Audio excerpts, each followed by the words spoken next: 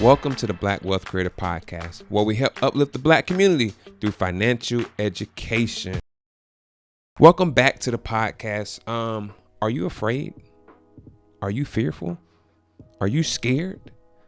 Like, for real, man. Like today, let's talk about money fears. Like, so many people are afraid of so many things when it comes to money. Like, we're afraid to talk about money, afraid to give advice on money, afraid to use money. Like, I just want to talk about the 5 common fears when it comes surrounding money. Number 1, unexpected medical bills. People are terrified that a medical emergency is going to happen. Like, they won't be able to pay their medical bills. Like, it's just going to leave them broke. So they're just terrified of that. So how do we remedy that fear? So when it comes to your medical bills, most of us have medical insurance. If you're a working adult, for a minute there, you legally had to have it. I don't know if that's been rolled back, but I know they still ask for it on your IRS tax returns. Do you have medical insurance? So most of us have medical insurance. My advice would be to search your medical policies, and see what your medical policy actually would cover in case of a medical emergency, in case of this happening or that happening. And this really, like I said, this is a legit fear. And when we discuss fears, especially with money, we have to be real. Like, we have to be realistic. This body isn't going to be here forever. Like, you're 30, 35, 60, 65, 70. Like, this body's not going to be here forever. So it's legit real. And I'm not trying to shake your faith or anything. I'm saying, like, no, look at it. If your family has if your family history has a lot of heart conditions, look at your medical policies and see, okay, my medical policy would cover XYZ in case of a heart emergency. Or if your family, whatever your illnesses are, like, if your family's going through those types of things, like maybe we develop diabetes later in life, and that is, like working out, eating healthy and stuff like that, that couldn't help that. But I'm just saying, like, medical emergencies are a legit fear and concern for people. So search through your medical insurance, see what your policy covers, see what it doesn't cover, see what would be necessary in that medical emergency. Like, see what would be necessary if you really had some medical bills coming in. Are they covering 70% and the procedure is going to be $15,000, estimated? Then maybe if they cover 70% and the procedure is $15,000, that's $1,500, and we multiply that by 7. So we're looking at, my math is getting away from me. I'm thinking about $10,500. So we're looking at about $4,500 that we're going to be needed for that procedure, or needed in that case. So yeah, we might want to, in our savings, we might want to boost it up by $4,500 at least. You know what I'm saying? Like, so that's how you start to alleviate some of that fear, because you increasing your savings. Like, okay, I should be able to handle a medical emergency in this $15,000 range, knowing that my insurance is going to pay 70%. So that would be my piece of advice in terms of how to help that fear. Fear number 2, money draining emergencies. So we talked about medical, and that would be but there's also other emergencies that happen that really can leave your pockets dry, as we might say. Like, so let's say the car engine goes out. Let's say you need new tires. Let's say a bursted water pipe, or let's say the kid hurts themselves. Like, so many things. An appliance goes out. The refrigerator, you need your refrigerator. Like, man, I'm a foodie, so you need your refrigerator. But so let's say these things go out. So the average American, 41% of Americans, this was like on a 2020 survey, 41% of Americans could handle a $1,000 expense. So it's 41%, which is terrible, without using any credit cards or anything. That means they can use their savings 41%, and 41% can use money that they have saved to cover $1,000 expense, unexpected expense that might occur. And you're like, man, okay, cool. You can buy a new refrigerator or get your refrigerator repaired around that price. But first of all, only 41%. That means 59% of Americans can't do that without using a credit card. And that's really sad. That's why we're trying to boost like wealth, the knowledge of wealth, like especially in our black communities. Like that's why we're trying to boost your knowledge, because let you know, like, man, save your money, because rainy days do happen. So to me, $1,000 should not be that, like, it should be up in the 80%. It should be in the 80 percentile of people able to cover $1,000 expense. That's just my opinion. I mean, we live in one of the wealthiest countries in the world, and you're talking about over 50% over half your population couldn't afford a $1,000 expense. Couldn't afford to buy a set of tires. $250 a piece, $1,000. Couldn't afford to buy a set of tires if need be. So that's really sad. But that's why we're learning and we're growing. So going back to that, so 41% can afford $1,000, but the average unexpected emergency expense is $3,500. $3,500. So that means that, let's say the average is $3,500. To alleviate some of that fear and worry, let's just save $3,500. I mean, like, that's the average of what an expense would be. Let's save $3,500. And so how much is $3,500? So I went from, like, a person might already have that $1,000 saved up. So I'm saying, like, so that means you need to bulk up your savings by $2,500. So $2,500 in 10 months. If you get paid weekly, that's about $63 a week. So that's about, if you're eating out at Longhorn 2 times a week, or like stop eating out at Longhorn, save that $63 for 4 weeks for 10 months, and you'll have that extra $2,500 that'll give you that peace when it comes to that money draining emergencies. That is $125 bi-weekly. So that means you get paid twice a month or every 2 weeks, so to speak. That means that's $125. Just save that up. For 10 months, you'll have coverage of that $3,500 if you already had $1,000 saved. And then if you get paid monthly, because I know we got some teachers out there who get paid monthly, that's $250 a month for 10 months. That'll get you an extra $2,500 to add on top of that $1,000. That would cover that average cost of a money draining emergency. Number 3. Losing a job. So losing a job that's scary. Like, that's a scary, I mean, like, I can understand that fear a lot. Like, losing a job is quite terrifying. So how do we prepare? So in the article that I was reading, they were saying that a lot of people fear losing their job to new technologies, that a new system's going to come in place that's going to pretty much essentially replace them. Even if we're talking about artificial intelligence or robotics and stuff like that. So if you think that's the case for your job, to me, my advice would be learn more about robotics.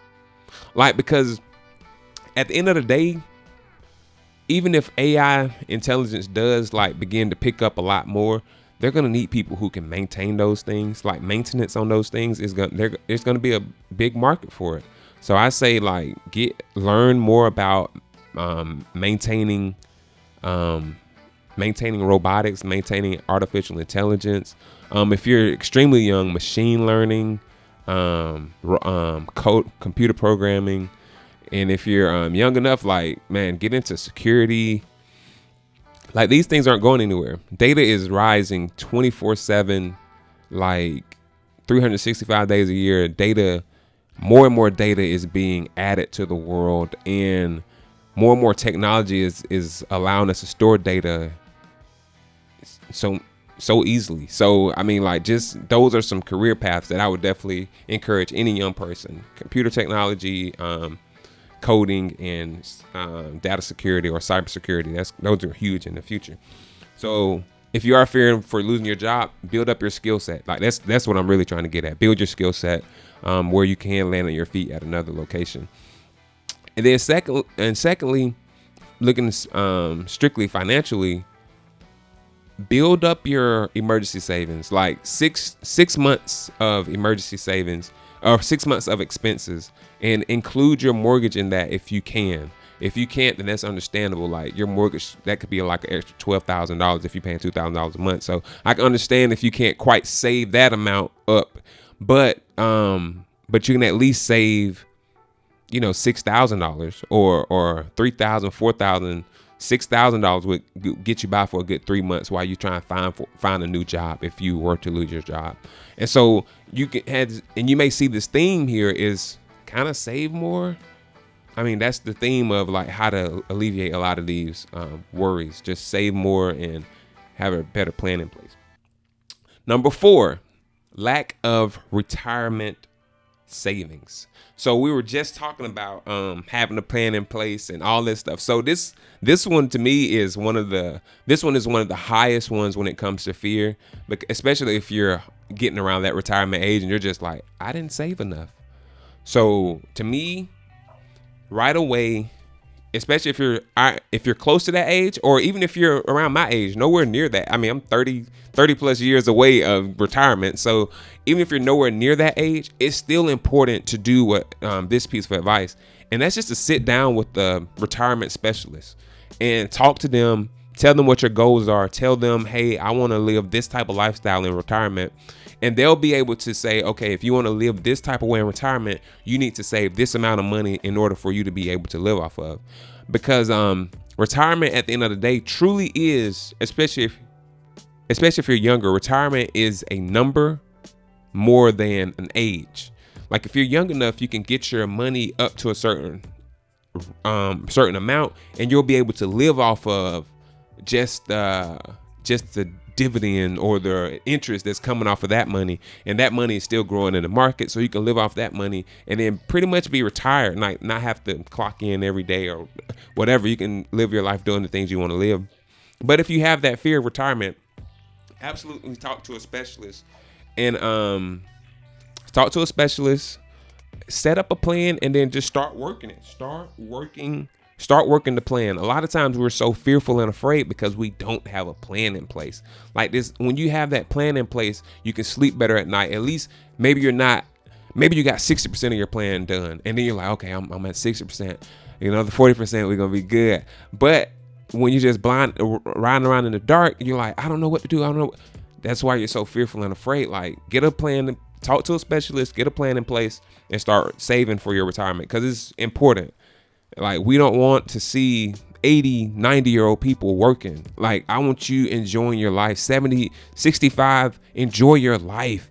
Like, if you want to work. Yeah, if you want to greet people at Walmart, if you want to do this or that, if you want to come in and be like a consultant here and there, do that. If you want to be a photographer here and there, do that. But enjoy your life. Don't have to clock in every day. You know what I'm saying? So, like I said, it's very understandable why that would be a concern to people, but talk to a specialist and get a plan in place, follow the plan, and just rock out. Number 5, taking debt to the grave.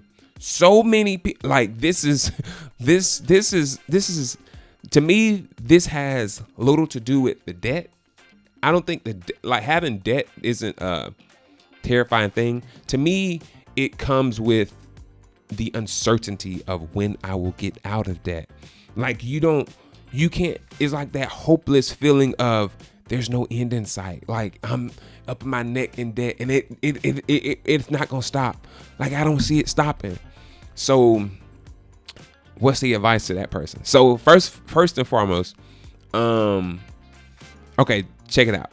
You go into the bathroom and the tub's overflowing. Water's everywhere. It's just like almost on the carpet. It's all over. What do you do first? Turn the water off. Like, that's the first thing you do. Like, you step in, hurry up real quick, turn the water off. So my first piece of advice to anybody who's drowning in debt: stop taking out more debt. Like, and I know, like, I gotta. It's like, it's better to just stop taking out more debt. Talk to your debt collectors and just like, yo, I'm up in my neck in debt. Is there any repayment plans? Is there any like forbearance? Is there any way that you can like put these payments at the end of it so I can at least get some type of footing so I can start paying you back? Like, we all went through the pandemic, and so a lot of people lost jobs. They didn't throw a lot of people out of their homes, but some people lost their homes, especially once they lifted that rent, whatever thing. And so people lost homes, lost jobs, and most importantly, which is the saddest part, people lost loved ones. Like, people really lost people close to them. And so they had to bury them. They had to do these. They had to do that. Had to step in and be a mom and a dad. Had to step in and be a big brother and a mom and a dad. So it a lot of people went through a lot of things. And so debt started adding up because you're just trying to survive. And being black, I understand that. Not saying that other races don't go through it, but I grew up black and I grew up surviving. So I know what it means to survive. So I completely understand why you got in debt. And so I don't even trip off people who in debt or who get in, like, I don't trip off that, because it's like, we all were unlearned at one point. I mean, I still got debt. So it's just like, and you know what I'm saying? But I'm just like, you got to find a plan that works for you to get out of debt. And I ain't saying getting 100% out of debt and doing it. I'm just saying, like, so you can breathe.